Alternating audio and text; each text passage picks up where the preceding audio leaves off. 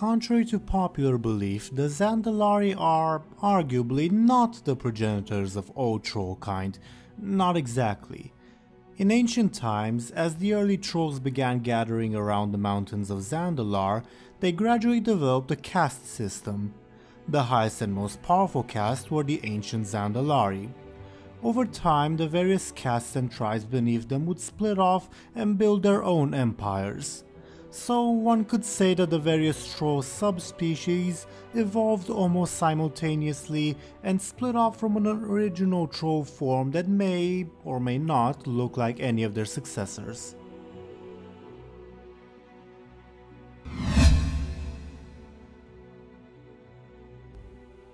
The history of the ancient troll empires has often been somewhat contradictory and confusing throughout Warcraft's history.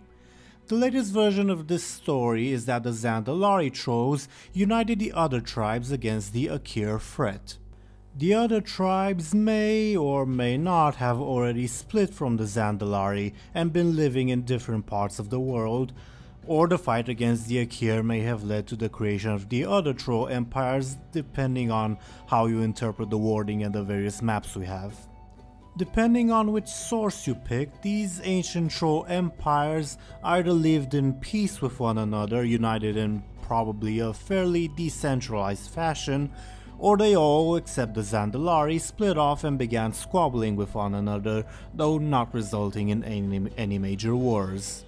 Regardless, the Troll Empire, or empires, was gradually defeated and vanquished by the new power on ancient Kalimdor, the Night Elves, until the Zandalari managed to negotiate a, admittedly somewhat humiliating peace treaty with Queen Azshara. The empires would then lose all semblance of unity after the Sundering separated them geographically, also leading to the unintentional creation of the Faraki as a splinter group of the Gurubashi.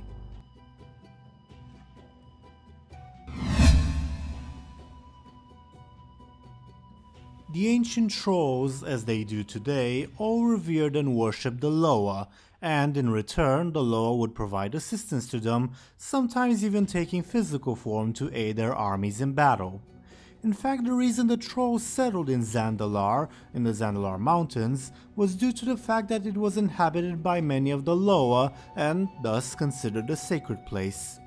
Despite the millennia of isolation from one another and the fact that each troll nation came to worship its own Loa, the spirits of the other tribes are still almost universally honored when encountered, and, at least in some cases, their names are recognizable to all trolls.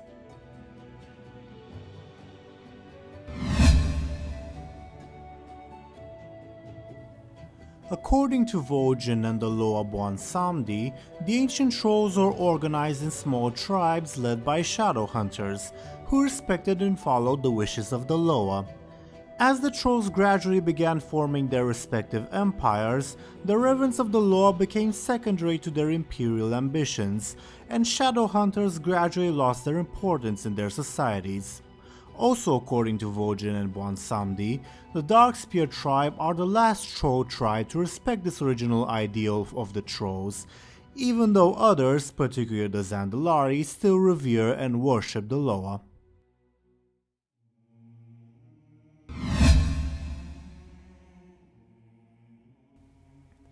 Though organized in a caste system, which admittedly seems somewhat more flexible when it comes to the non-Zandalari tribes, the ancient trolls, unlike contemporary ones, prided themselves on not using slavery.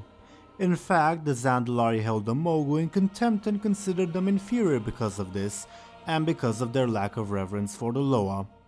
The Zandalari did fear the power of the Thunder King, however, which was the main reason they initially formed an alliance with the Mogu.